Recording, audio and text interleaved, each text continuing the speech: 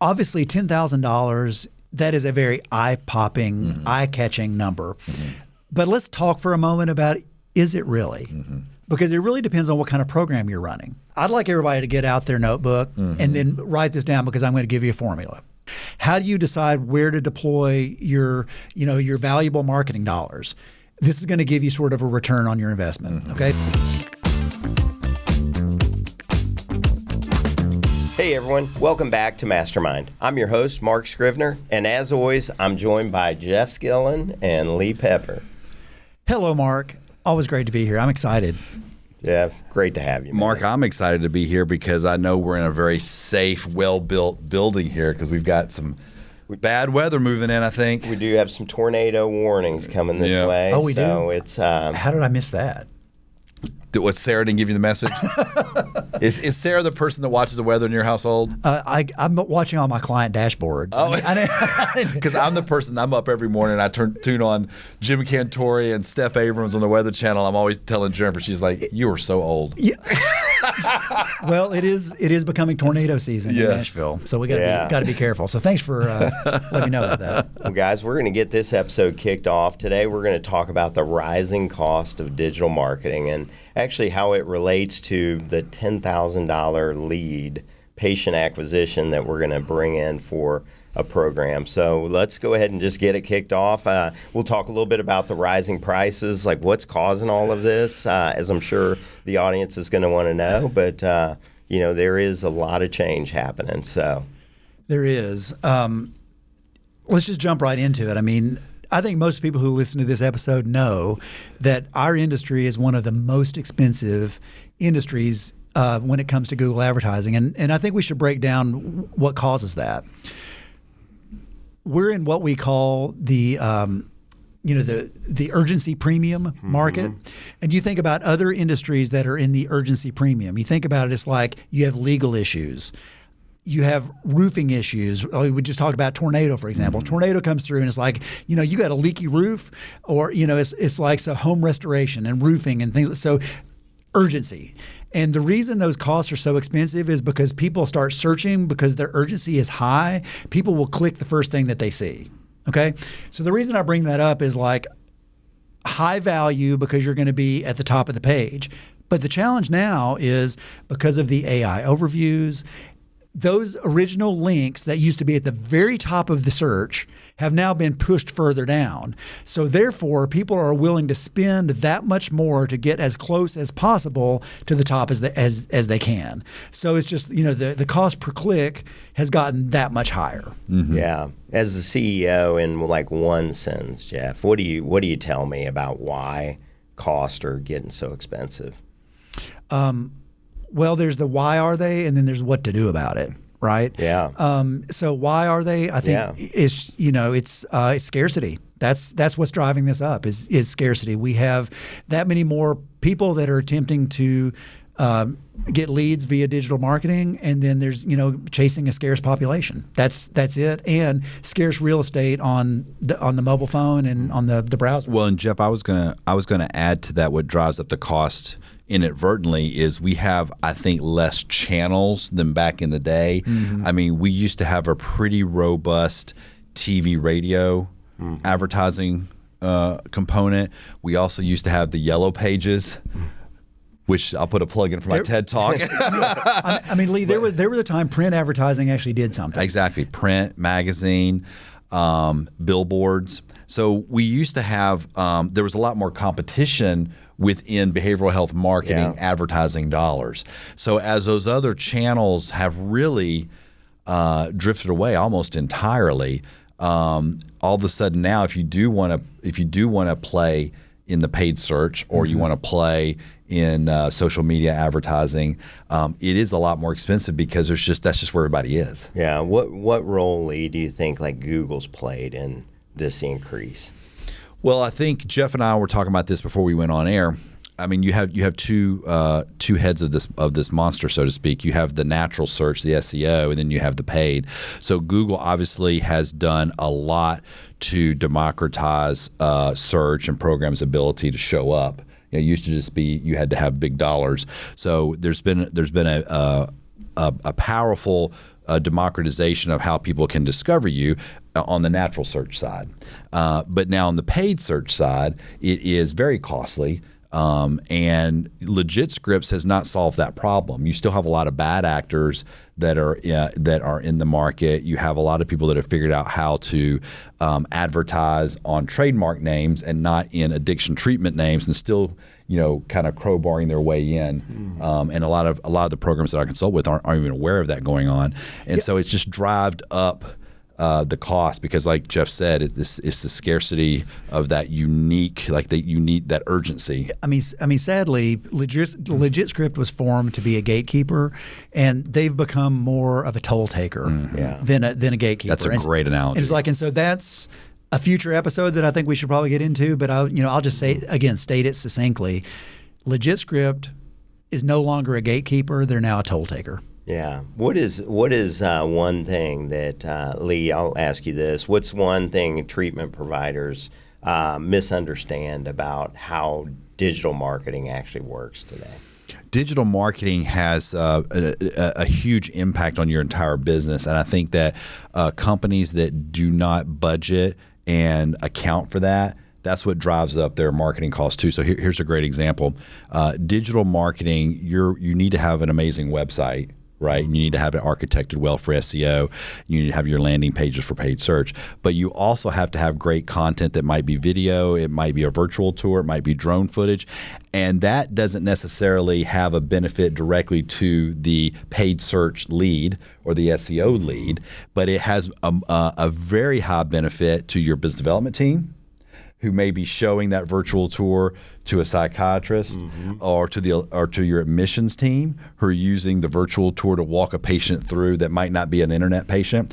And if you don't allocate some of that digital marketing budget to those other channels, you're putting a big burden, which can never hit those conversion numbers, on digital marketing. And, I write about this, like, even human resources you have to give some of the human resources budget to your digital marketing team, because they're creating all these assets that your recruiters are using to bring staff on and making you the employer of choice and lowering your HR. 100%. But most companies, they don't do that. They just ask digital marketing to do all these other disparate activities, which they get no credit for. Yeah. And then you wonder why is my cost per acquisition so much higher on digital marketing? It probably isn't higher. It's just that you dump all those expenses and you take away their focus from doing what they really are good at bringing in those digital leads. Yeah. Well, Jeff, staying on like the Google trap, how dependent has this industry become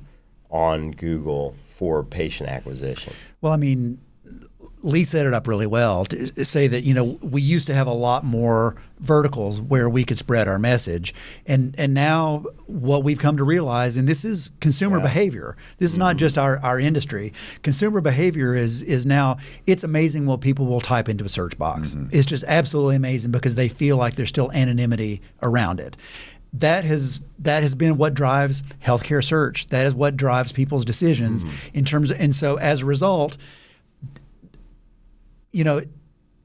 that's human behavior. Human behavior is driving this change. It's not like we just made a decision that now digital marketing is going to be the way to do it, and we just forced that. It's like, no, we're responding to the way people are seeking help. Yeah.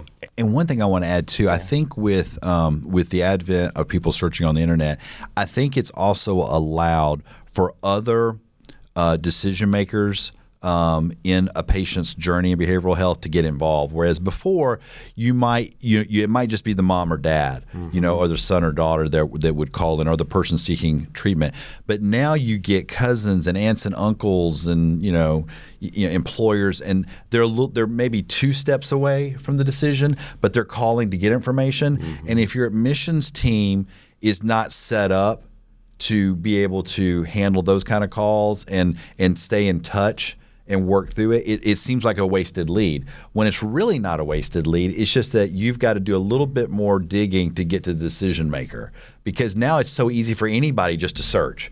Whereas before, you'd have to go talk to a doctor, or you'd have to go find somebody that was in AA. It was a little bit more work, whereas now anybody can just hear about something and do a quick search, and then they'll just call in and start telling me stuff. Yeah, that's such a good point, Lee, too. Jeff, back to you on the Google. Like, what happens when there are too many programs out there all bidding for the same keywords? Well, that's how we got to the title of this episode. This is what drives the cost up, because this is a supply and demand issue, pure and simple. And I will also say that with the advent of AI bots that are involved in actually increasing the bids, things have gotten more expensive. I was doing a little bit of research in advance of this episode, and then I saw a couple studies that indicated that AI, or let me back up and say that the cost per click in our industry has gone up over 10% in the last year, and that is largely because of supply and demand, but then also because of AI, bidding up those numbers. So you're saying if I had $100 to spend with Google, they'll spend it, but if I had $100,000 to spend with Google, they'll spend that as well, right? Yeah, and you have to be smart enough to know not only what can I afford, but what is the smartest way to actually deploy those assets. And to Lee's point, if you have $100,000 to spend, could that be spent more efficiently in other channels, or are you just chasing something for the sake of chasing something? It's like, a lot of people get caught up into that game, and you need to put limits on what you're capable of actually spending. Yeah, one of the things that we'll get into, Mark, on this too is I've had in my professional career and then in the consulting, I've had people that they want to just all of a sudden, can we just spend $50,000 or $100,000 and just generate? Well, the answer is yes, you can. But is that wise? No. It's there. You want to do a slow build, and there's probably, if you want to spend that $100,000, okay, well, there's other channels that you could grow into. You might want to hire a BD rep, get involved. You might want to maybe spend some of that money in your alumni team, develop some of those leads you already have. Maybe you train your admission. There's some other things you can do. I think that there's a misnomer, especially in some of, I think private equity is involved in this too.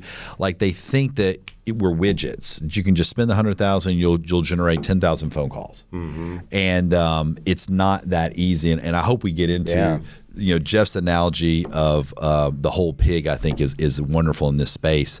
If you don't have the team and the maturity to answer every call and treat every lead that there's something you can do with it, then that's where you'd get to the $10,000, because you're wasting so much money and effort in what you think might not be something that's converting right off the bat, but if you can work it, it will convert. So, let me jump off of that for a second, because it's like, obviously $10,000, that is a very eye-popping, eye-catching number.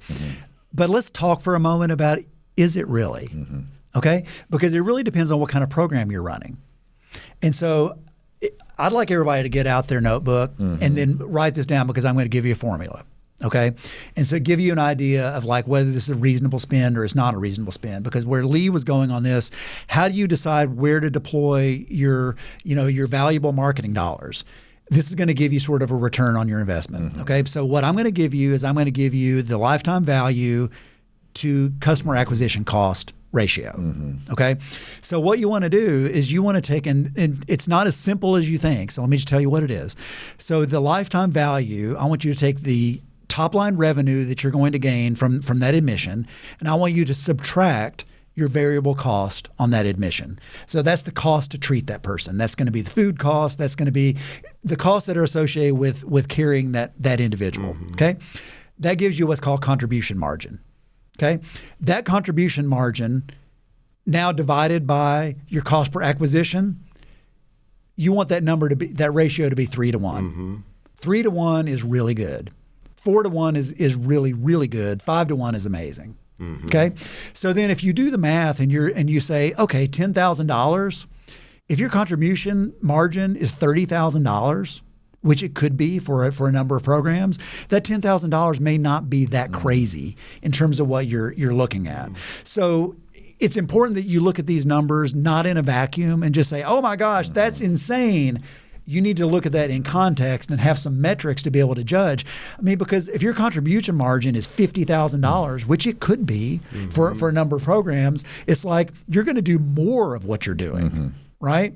But if you're running a Medicaid program and your contribution margin is $12,000 and you're spending $10,000, you probably won't make it to the end of the month. Yeah, it's a great point. And I wanted to add, Mark, sorry to interrupt, I wanted to add too, and that's the first treatment opportunity, because a lot of times I think programs don't count, they don't start calculating further in that lifetime value what potentially outpatient, or if somebody unfortunately needs to relapse and wants to come back into your program, or wants to get involved with some of your aftercare programs, because again, we had this motto that we were lifetime relationships for long-term recovery. That was our motto at Foundations. And it fits in nicely with doing good for people, but then also that's what helps pay the bills. And when you can have a lifetime relationship, that's where that lifetime value goes beyond just that one treatment episode. Yeah. How many programs do you think, Jeff, know that formula, or they understand it? Like, just, as I'm thinking about like being an agency owner specializing in this industry, it's like what we see is, agencies will just say spend more, and it's because they're making more off of it. And, going back to the spend, I mean, there is a diminishing return on spend that, some VC and private equity companies don't understand. Is like, man, you could spend $100,000 and probably get the same amount as if you spent $25,000, but Google will spend all that money for you, and you just will not see the return on it. And I think that's where, working with a great agency, working with great consultants like you all in the industry, and knowing those numbers, but going back to the number of, that lifetime value or acquisition cost, how many people do you think know that? Only the really sophisticated operators have those kind of metrics or that kind of dashboard. But the key is like, you don't have to be sophisticated in order to come up with those numbers. It's like, even a program that's starting out, you just need to know which numbers you need to track, right? And it's really not that complicated when you think about it. It's like, if you've been in business for a couple of years, you already have an idea of, one admission is going to be worth X. And it's like, to Lee's point, they may come back. And they stay in your alumni program. They continue to refer people. It's like the value of that relationship, figuring out what that number is, and then what it took to actually bring them into your system.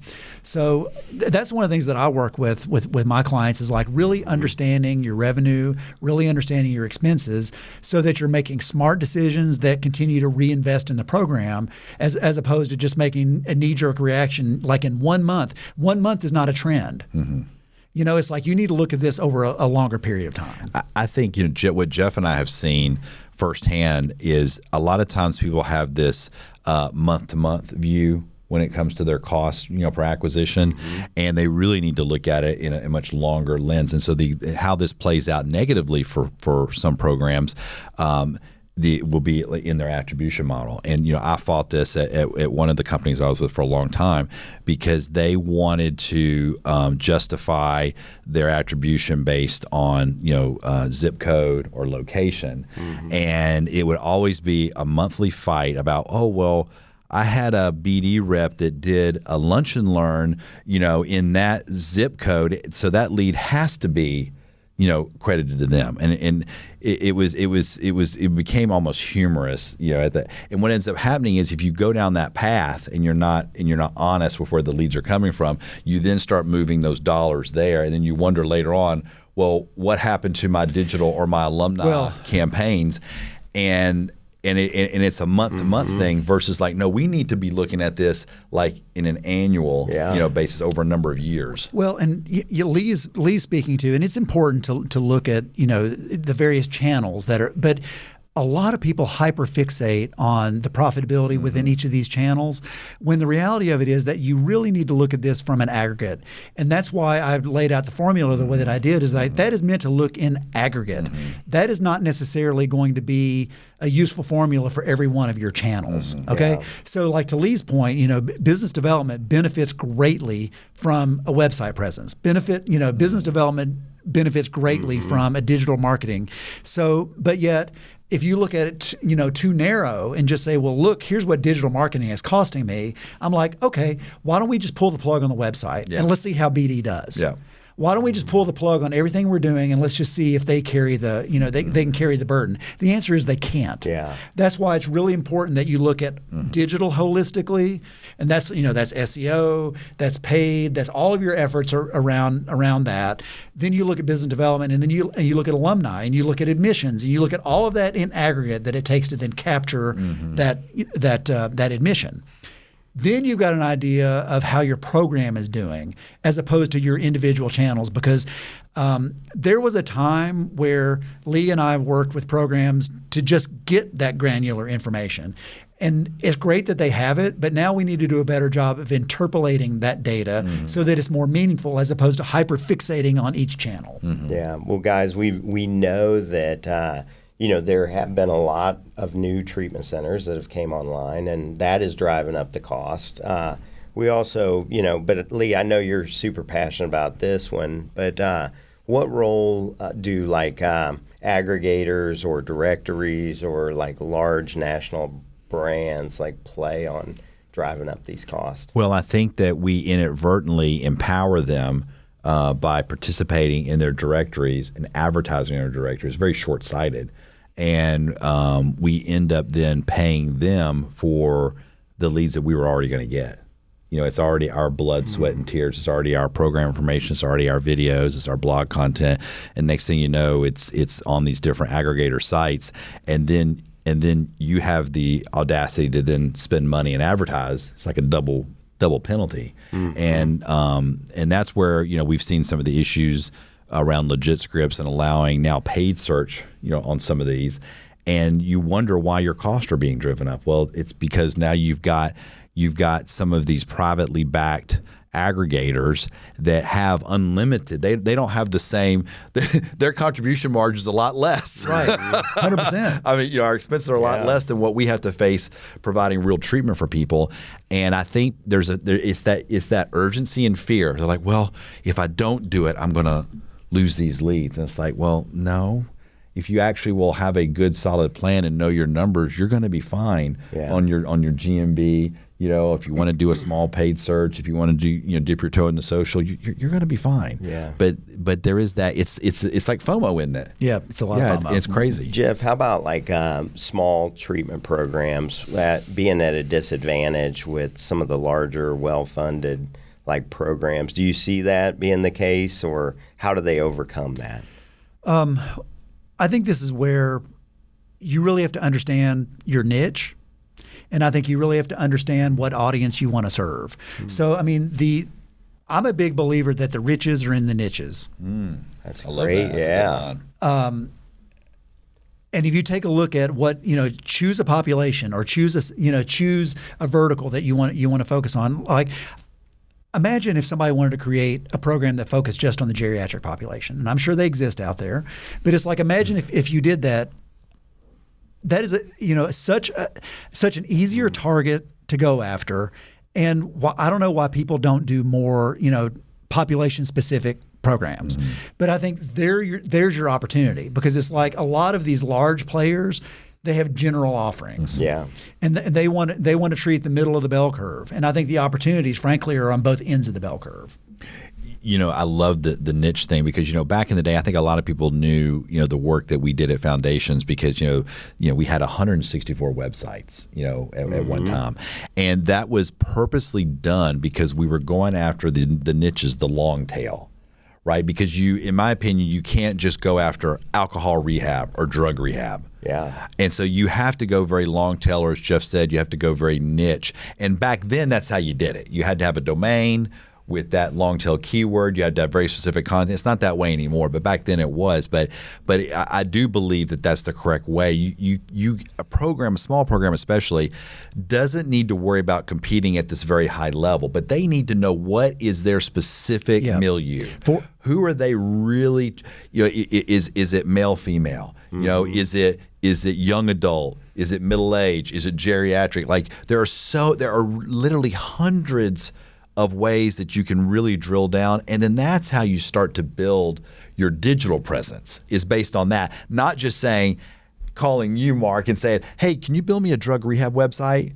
Like, yeah, you will, but you haven't really identified who is your target customer, target patient, and then you wonder why your first set of patients have some issues, either AMA, ACA, or the milieu's not right, or because you need to be talking to your clinicians.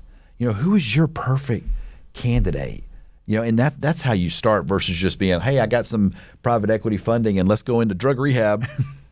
Yeah. Well, the riches are in the niches. That's and that's not to say that large programs can't be successful. They absolutely can. But it's like you need to your question was, are the small guys at a disadvantage? And I think the answer is no. If you know your numbers and you know your audience and you know your segment, you can build a very nice business for yourself. Well, we talked a little bit about websites earlier being a huge part of it. And I guess what are some of the most common conversion problems you're seeing on treatment center websites today that are causing issues? Well, I mean, Jeff, I'd love for you to talk about this, but it's this whole is it the whole pig? You talked about it on an earlier episode, which I love the comment about if you had a grandparent that grew up in the Depression, you'll understand this, and it made me think about my one of my grandparents, my grandmother Pepper. Like we would go there as a kid, and she would, when we got done with our cold drink, because she would always say, "Do you want a cold drink?" And you poured over ice, and then when you finished, if you hadn't finished all your ice, she would rinse out the ice. She would rinse it off, and then put it back in the freezer, saving the ice cubes. Yeah, but they've been washed, but saving the ice cubes, and that's and so when you said that, it made me think about that. But that's the kind of mentality you have to have with every lead that's coming in, whether it's alumni, BD, whether it's a web. Like that person needs help. There is something to be done with that lead, and that's going to have benefits all down the line later, even if you don't admit them in the first 24 hours to your program. Yep. But you've helped that person, and that's where the lifetime value and you lower your cost comes into play. Well, so sticking with the lifetime value, Lee's referring to there's nothing goes to waste. Mm-hmm. This idea of nose to tail cooking, or I wish I came up with this because it seems like something I would have come up with. But I went to a barbecue place, and then their slogan was every part of the pig except the oink. Wow, that's it. And if you think about it, it's like that is how you generate lifetime value. So it's like all the leads that you're generating. Think about it's like they may not be a fit today, but they may be a fit for one of my referral partners. And it's like, how do I generate lifetime value out of each one of these leads so that literally nothing goes to waste? I can't tell you how many programs they just go sifting through only the calls that we think that we can admit. Mm-hmm. And then 30, 40, 50% of those leads just fall to the floor. Mm-hmm. And I'm like, those are leftovers. I mean, that's the ice that could be rinsed off and put back in the freezer. Yeah. That's part of the pig that can still be used. Mm-hmm. And it's just, you want an organization that's scrappy. Yeah. That knows what to do with leftovers. Mm-hmm. That's how you make this work. Yeah. Well, I'm just curious, Lee. Like, you say cold drink, but is it like north or south of the Mason-Dixon line? They call it Coke or Pepsi. Yeah, you didn't even say Pepsi or Coke. Yeah. It was my grandmother always said, "Do you want a cold drink?" What she meant was Coke. Okay. Because we call everything. We would say somebody would ask at a restaurant, "What do you want to drink?" "I'd like a Coke." "What kind?" "Oh, Sprite." Dr. Pepper, but everything was Coke. But okay. to my grandmother, everything was a cold drink. "Can I get you a cold drink?" Cold drink is a carbonated sugar. Yeah. Right? Oh man. Well, Absolutely. Lee, what is the what do you see as being the most expensive funnel mistakes that treatment centers are making? The most expensive funnel mistake that treatment centers are making are not training their teams to have this. What was that tail to nose attitude. Everything but the oink. That's the attitude you have to have, and it's going to have a tremendous impact, positive impact on every channel, whether it's business development, whether it's alumni. And I think that the one way that you can overcome that or start to create that kind of culture is that you have to have regular meetings between your different marketing channels and the admissions team. And this just came up recently with one of my clients where some people in their admissions team were complaining about the internet calls. Okay, so I get involved. Okay, internet calls, like, okay, that's pretty that's pretty generic. And they were feeling like they were bad quality. Well, once we dove in and started pulling some more calls, listening to understanding, and then going back to that admissions team and saying, are these the calls you're talking about? It turned out that it's a Google My Business listing, which everybody has naturally. And it's nothing that the digital team was doing, trying to put poor quality calls in. And once we had this understanding that, okay, these calls are coming from about a 20-mile radius of your address, and it's no fault of Google or no fault of the patient or no fault of the admissions team or the marketing team that these people are calling. It's just that they're looking for help in your area, and it's unfortunate that you don't work with that insurance that they have, but that's where it's coming from. It's not this. A lot of people feel like, oh, what's the internet team that's trying to, put in these poor quality leads? And once we had that conversation, all of a sudden it was like a light bulb went off. Oh, so these are like neighbors to us. They're people that live in our community, and they just happen to be finding us on our GMB, and so it changed. It toned down some of the rhetoric that was going on, and all of a sudden now they understand that these are our, because I use that example of these are your neighbors, and we want to help our. Yes, okay, I'm gonna go back in, and I'm gonna have a different mindset when they're calling. I understand now that I'm sorry they're indigent or they're calling from the homeless shelter, but it was because of the address. And now it's like now it's like this pride. I'm helping my neighbors versus thinking that somehow the agency they were working with was somehow putting in, spammy calls through paid search, and so it's part of it is just having that conversation with because your admissions team needs to know how your other marketing channels are working because they need to understand where they're coming from, whether it's alumni or BD too. Yeah. I'm a big fan in sharing the numbers because it's like when you show an admissions team how much money is invested in creating that phone ring or that web form, or it's like once they realize how much that cost in order to generate, they start to understand it's like, I really need to treat this with a little bit more respect. And they understand what's involved with that. And it's like, it's interesting to me, and some owners are a little, allergic to share financial information with employees. I'm a big fan in transparency when it's like they should know what that contribution margin is.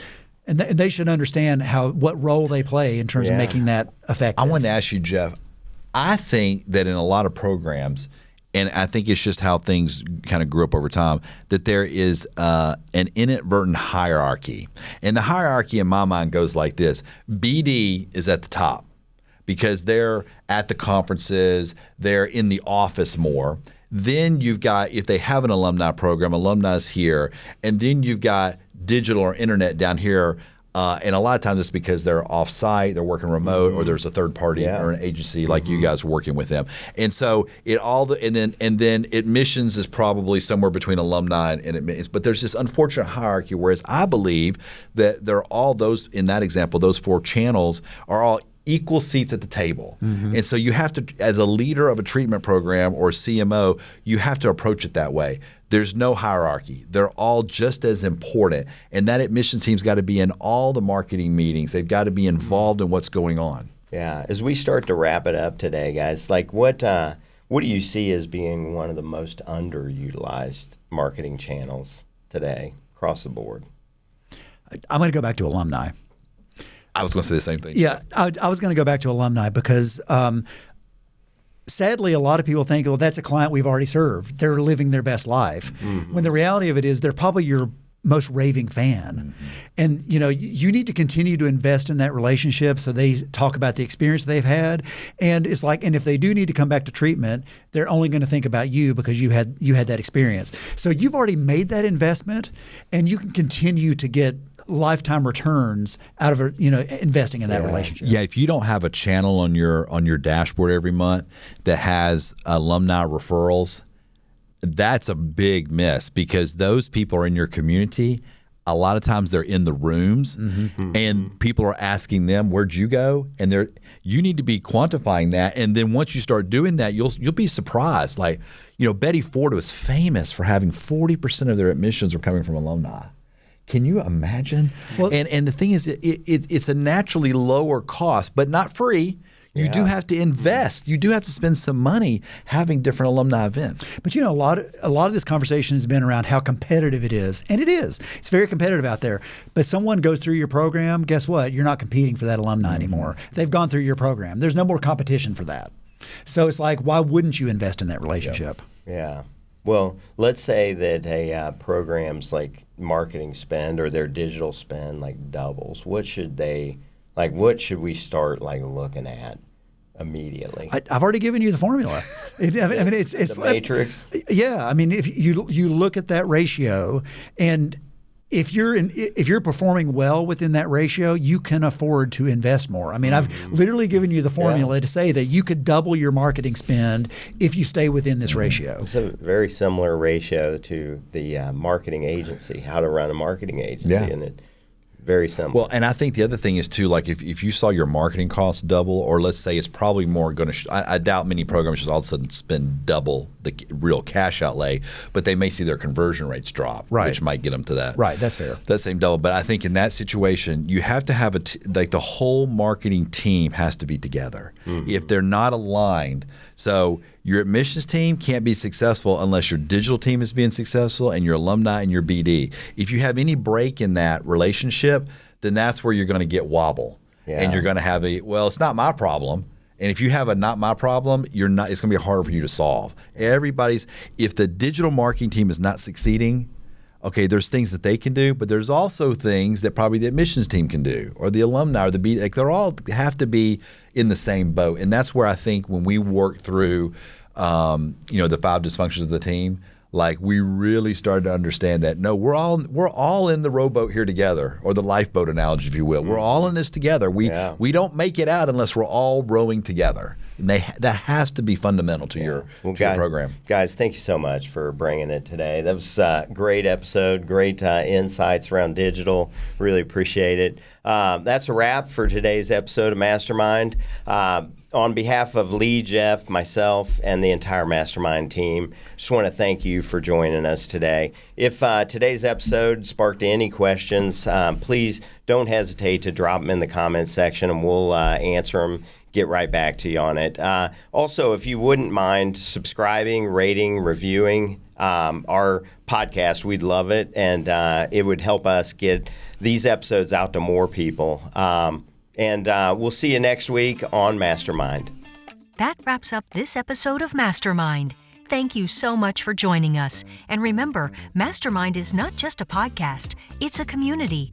So don't forget to comment, subscribe, and review us. Your feedback helps us continue to bring you content that's relevant and relatable. Thanks again to our sponsor, Snapshot, a digital media marketing agency. And thank you for joining us on Mastermind, your behavioral health playbook.